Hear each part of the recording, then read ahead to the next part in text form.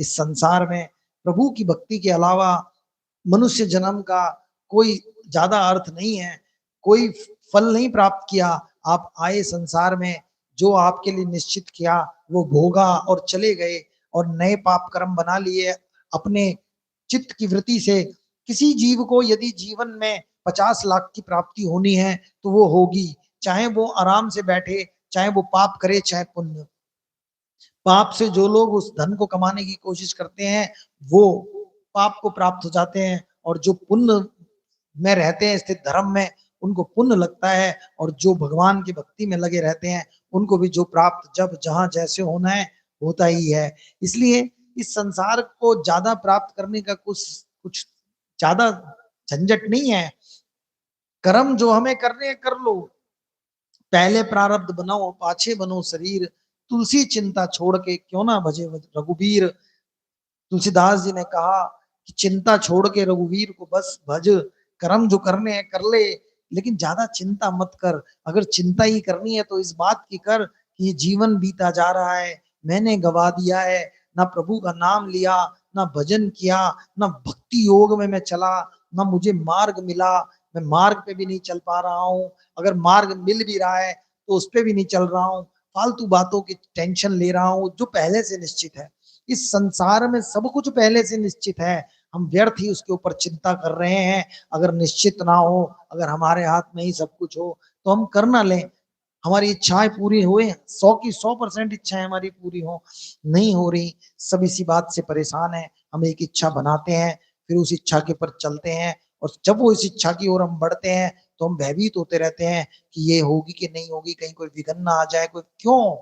क्योंकि हम जानते हैं कि जो हम चाह रहे हैं वो पूर्ण होगा या नहीं होगा ये निश्चित नहीं है। यहाँ पर हमारे अनुसार यहाँ कुछ नहीं चल रहा, हो सकता है हो जाए, हो सकता है ना हो। दोनों ही बातें हमेशा इस संसार के अंदर प्रकट रहती हैं। फिर भी हम व्यर्थ में अपनी इच्छाएं बना बना के ये सोचते हैं कि ऐसा हो, ऐसा ही होना चाहिए, यही होना चाहिए, हम इसके ऐसा ही होगा तभी हम प्रसन्न रहेंगे। ये हमारी सिर्फ मूर्खता है। सारी दुनिया इसी चक्कर में दुखी घूम रही है कि हमारी इच्छा जो हमने बनाई है, जो हम चाहते हैं, ये पूर्ण होना ही चाहिए, चाहे इसके लिए हमें कुछ भी करना पड़े। तो भी क्या पूर्ण हो पाती है सारी दुनिया? कुछ लोग बहुत धनवान हो जाते हैं, नीचे से उठते हैं, बिजनेस करते हैं, काम करते हैं, बहुत धनवान हो जाते हैं, उनके चक्कर में लाखों लोग उनको देखकर यही सोचते हैं कि हम भी होंगे, हम भी यही करें, हम भी होंगे। क्या सब हो पाते हैं? सब नहीं हो पाते। फिर बाद में सोचते हैं हमारे में क्या कमी रही। भाई कमी नहीं है, सब प्रारब्ध का खेल है। तुमको जितना मिलना था मिला, जिसको जितना मिलना था उसे मिल गया। कोई भी बंदा जब जमीन से ऊपर जाता है, उसका सच में हृदय से अगर पूछे, वो अहंकार में तो बोलेगा मैंने कुछ किया, लेकिन अगर सत्यता को वो पहुंच गया, अगर वो बुद्धिमानी की ओर बढ़ा, उसे विवेक भी प्राप्त हुआ, तो वो कहेगा भाई मैंने कुछ नहीं किया, जो मैंने पत्ता सीधा पढ़ना था पढ़ा, और उल्टा पढ़ना था वो उल्टा पढ़ा। क्योंकि ऊंचाई पे कोई सीधा नहीं पहुंचता, सब उठते पढ़ते ही पहुंचते हैं, धीरे धीरे ही ऊपर जाता है हर कोई। वो कई बार कोई कार्य करते हैं उसमें नुकसान भी होता है, कभी कोई कार्य करते हैं वो ठीक चला जाता है, फिर कोई करते हैं वो, इसका हृदय जानता है सत्यता में कि मैंने कुछ नहीं किया, सारे मेरे पत्ते सीधे नहीं पड़े, कुछ उल्टे भी पड़ गए। और जब वो उल्टे पड़े तो मैंने देखा, सोचा मेरी कमी क्या है, लेकिन फिर भी आगे भी कुछ सीधे पड़े, फिर कुछ उल्टे पड़े। मैंने कितनी भी अपनी बुद्धिमत्ता लगाई, लेकिन तब भी मेरे पत्ते उल्टे भी पड़े और सीधे भी पड़े। ये सब समय की चाल है, जिसको जब जब जैसे जैसे जहां जहां जो जो मिलना होता है मिलता है। सारा संसार प्रारब्ध उसका सिस्टम बना देता है, उसको उसी कार्य में लगा देता है। यदि हम ये कहें कि हम हाथ पे हाथ रख कर बैठ जाएं, तो भाई हाथ पे हाथ रख के बैठेगा कौन? हाथ पे हाथ रख के आत्मा बैठेगी। तो सच्चाई में आत्मा तो पहले ही हाथ पे हाथ रख के बैठी है, क्योंकि आत्मा अकर्ता है।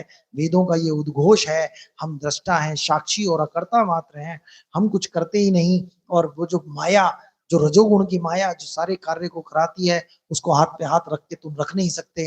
वो शक्ति है भगवान की, उसको जो करना है वो कर कर ही रहेगी, आप उसे रोक ही नहीं पाओगे। जब भगवान की माया चलेगी, अगर कोई इंसान को नींद आ रही है तो वो कुछ भी कर ले, वो सोएगा। क्यों सो रहा है? क्योंकि तमोगुण चाहता है कि वो सो जाए, तमोगुण उसको सुला रहा है। रात को सोना जो निश्चित है वो सोएगा। और यदि किसी दिन उसके मन के अंदर कोई राजसिक क्रिया शुरू हो गई, कोई उधोड़ बुन चालू हो गई, उसने कुछ सोचना शुरू कर दिया कि वो काम करना है, वो कार्य रह गया, वो कैसे होगा, ये तो ये रजोगुणी माया आ गई। अब उसे नींद नहीं आएगी, अब वो सोचता ही रहेगा। अब बताओ किसका इसमें चल रहा है? वो सोचता है अरे मैं कहाँ फंस गया, रात को 2 बज रहे हैं, 3 बज रहे हैं, मैं सो क्यों नहीं रहा, चलो चलो छोड़ देता हूँ। लेकिन नहीं छूटेगा, वो चलता ही रहेगा, क्योंकि रजोगुण है। कौन हाथ पे हाथ रख के बैठेगा? संसार में कुतर्की लोग बोलते हैं कि अच्छा तो क्या फिर हाथ पे हाथ रख के बैठ जाएं। अरे उनको पता नहीं कि आत्मा कौन है, आत्मा का कार्य क्या है। आत्मा सर्वथा करता है, वो अनुमोदन मात्र करता है। जो माया के अंदर चीजें होती हैं उसका अनुमोदन करती है आत्मा। जब मन किसी का तमोगुण में लिप्त है तो वो कहेगा कि ये वस्तु पड़ी है, मैं इसे चुरा लूं, तो बुद्धि कहेगी कि चुरा तो ले, लेकिन वो आदमी इसे देख रहा है, अभी वो जरा मुंह फेर ले तब चुराएंगे। अभी वो चुराएगा नहीं, मन नहीं, अभी नहीं आगे बढ़ेगा, इंद्रियों को, शरीर को आगे नहीं बढ़ाएगा चुराने के लिए, क्योंकि बुद्धि ने कह दिया कि अभी तो व्यवस्था सही नहीं है, अभी मत चुराओ। फिर जब आखिरी वक्त आएगा, जब बुद्धि को लगेगा उसने मुंह भी फेर लिया है, अभी वो अगर पहली बार चोरी कर रहा है तो बुद्धि आत्मा से पूछेगी कि क्या करना है, चुरा लें? तो आत्मा उठ खड़ी होगी, नहीं नहीं पाप का कर्म है, गलत बात हो जाएगी, ऐसे नहीं करना चाहिए, पाप है। बुद्धि कहेगी नहीं नहीं क्या फर्क पड़ता है, एक बार करने से थोड़ा पैसा आ जाएगा, बड़ी गरीबी चल रही है, पैसा पड़ा है उठा लेते हैं। तो आत्मा कहेगी ठीक है चल भाई कर ले। बातों में आती, बातों में लाती ना माया, तो बुद्धि क्या करेगी, बातों में लगाएगी उसको कि माया अनुमोदन कर दे। क्योंकि आत्मा की शक्ति के बिना, आत्मा एक ऊर्जा है, एक शक्ति है, उसकी शक्ति के बिना बुद्धि आगे नहीं बढ़ा सकती इस प्रोसेस को, चोरी के को। आत्मा को अगर उसने समझा दिया कि नहीं नहीं एक बार करने में तो कोई परेशानी नहीं है, फिर आत्मा ये बात भी कहती है कि देख ले कोई फंस ना जाए, तो कहने देख कोई दिक्कत नहीं है, वो आदमी देख रहा था वो भी हट गया, उसने भी मुंह घुमा लिए, अब कोई नहीं देख रहा, अब कर सकते हैं। तो आत्मा कहेगी चलो सेफ है, चलो उठा लो। बुद्धि मन को कहेगी भाई उठा ले, बुद्धि मन इंद्रियों को कहेगा भाई उठा लो, कर्म इंद्रिय हाथ पैर चलेंगे, हाथ चलेंगे, उठाया जाएगा, चल देगा। तो आत्मा करता नहीं है, करता तो माया ही है, सर्वथा माया ही है। क्योंकि तमोगुण में वो जीव लिप्त है तो वो चोरी करेगा, और अगर तमोगुण में नहीं है तो वो ये सोचेगा अरे किसी की वस्तु गिर गई, पूछ लें किसकी है। ये सत्वगुण में आ गया, पूछ लें किसकी है, पता कर लें भैया किसकी है। कई बार लोगों को देखा होगा कि जो बड़े भले लोग होते हैं वस्तु उठा के कहीं दे आते हैं थाने में कि भैया उसकी वस्तु गिर गई होगी, उस तक पहुंचा देना। या किसी के कोई आई कार्ड वगैरह गिर जाते हैं तो उसे पोस्ट ऑफिस में डाल देते हैं कि भैया उस तक पहुंच जाए। पहले ऐसा होता था, पोस्ट ऑफिस होते थे सब जगह, तो उनमें डाल देते थे, किसी की कोई वस्तु गिर जाती थी अगर उस पे उसका पता लिखा होता था तो पोस्ट ऑफिस में डाल दो वो वस्तु, किसी का कोई पहचान पत्र वगैरह गिर जाए तो वो पहुंच जाया करता था पहले समय में।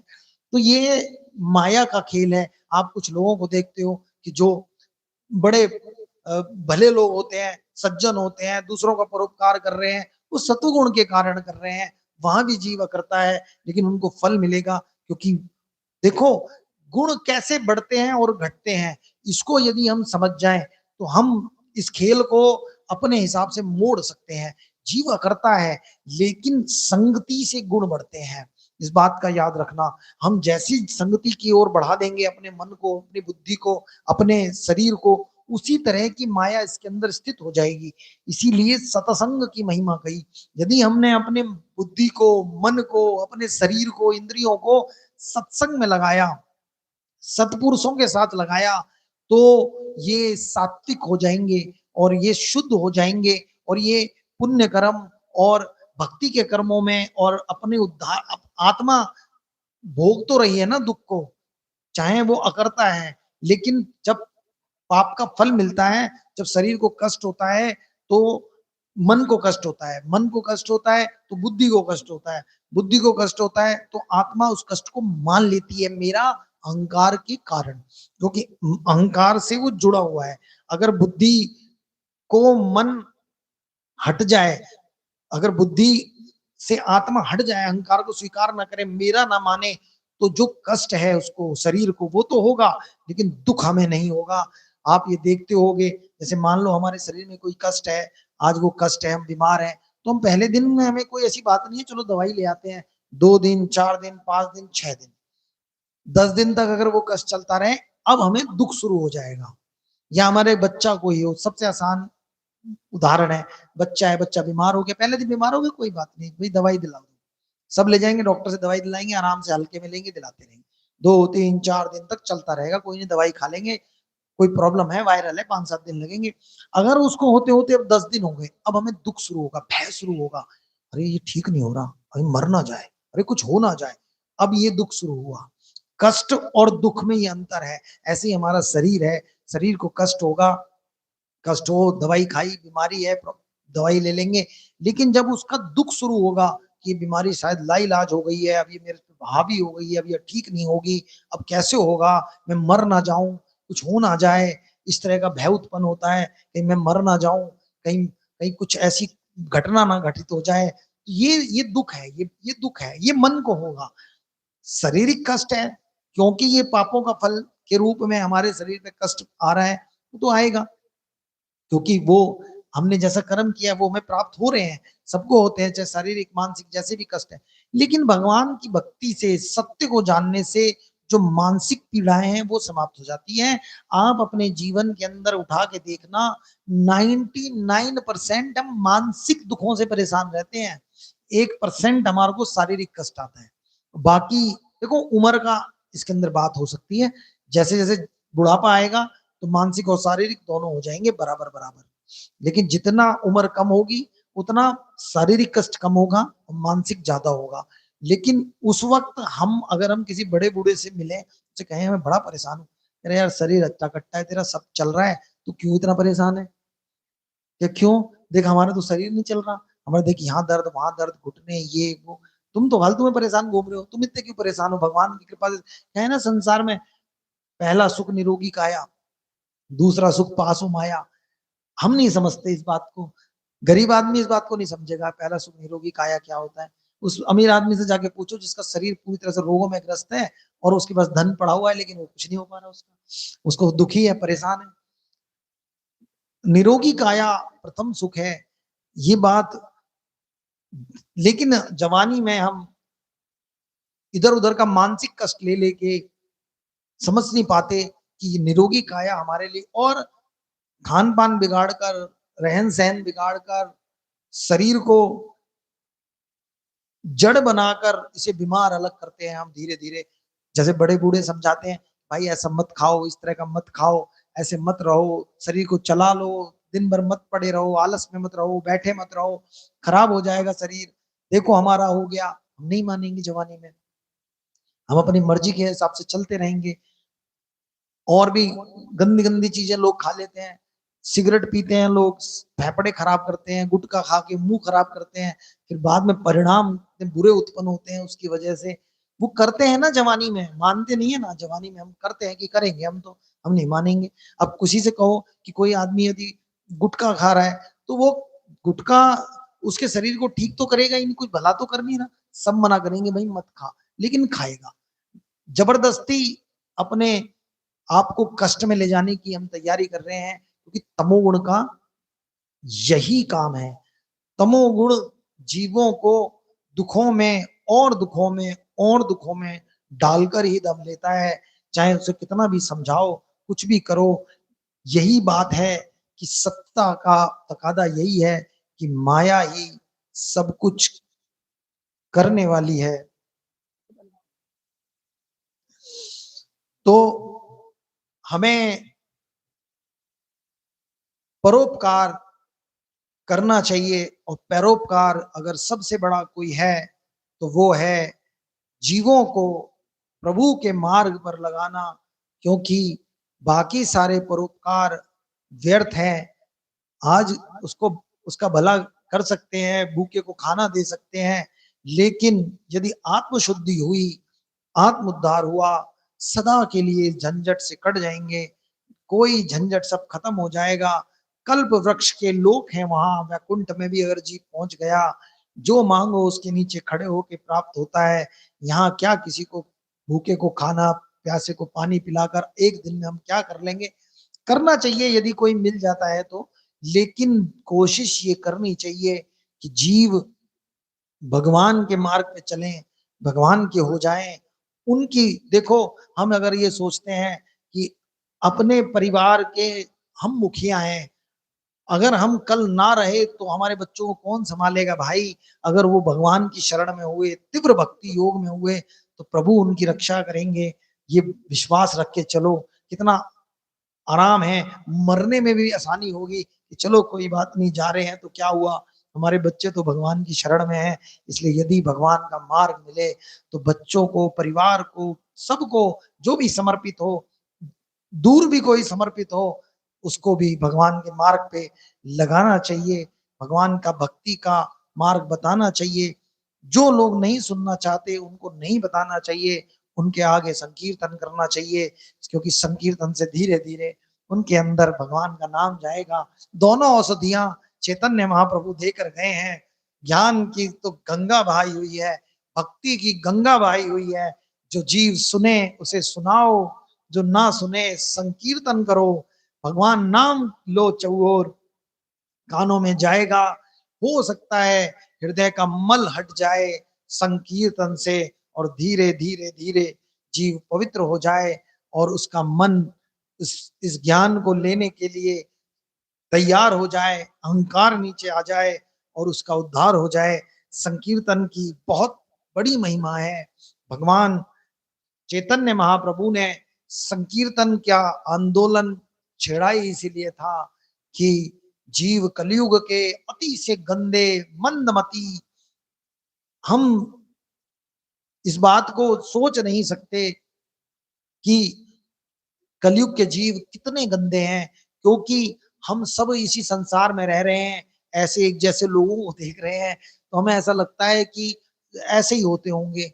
सचमुच और युगों में जीव ऐसे नहीं होते। हम बहुत गंदे जीव हैं, हमारे अंदर बहुत ज्यादा क्लेश घुसा हुआ है, ईर्ष्या द्वेष घुसे हुए हैं। ऐसे लोग और युगों में नहीं होते, बहुत शांति रहती है। कलयुग के अलावा, कलयुग से अलग अगर देखा जाए, बहुत शांति है। यदि आप आज से 50-60 साल पहले वाले बड़े बूढ़ों से तो चले गए, आज की डेट में जो 100 सदी पहले के बड़े बूढ़े थे, वो लोग जो जिन लोगों ने उनसे मिले होंगे, उनसे पूछना कि पहले का जीवन कैसा होता था, या फिर जब तक ये टेक्नोलॉजी नहीं आई थी, मोबाइल आदि नहीं आए थे, तब तक का जीवन, टीवी भी नहीं था जब संसार में, तब का जीवन कैसा होता था। कैसे लोग एक दूसरे के साथ बैठते थे, खिलखिलाते थे, हंसते थे, गली मोहल्ले में, हर जगह, गांव गांव में, जगह जगह लोग हंसी मजाक करते थे, एक दूसरे से मिलते थे, जुलते थे, कुटुंब, बड़े बड़े कुटुंब साथ में रहते थे, कलेशें नहीं होती थी, मुखिया की सब सुनते थे। मुखिया भी ऐसे उदार होते थे कि उनकी बात में भी दम था, सब चीज चल रही थी। आज देखो, परिवार छोटे हो गए क्योंकि कलेश इतनी बढ़ गई है, कोई किसी का नहीं, मैं और मेरे बच्चे, इसके अलावा कोई नहीं सोच रहा किसका क्या करना है। इतने न्यूक्लियर हो गए, इतना संकीर्ण हो चुके हैं, इतना कलेश का युग है। दो परिवार एक साथ नहीं रह सकते, दो चार परिवारों का चूल्हा एक नहीं रह सकता आज की डेट में। इतना बुरा हाल हो चुका है, इतना गंदा ये युग है।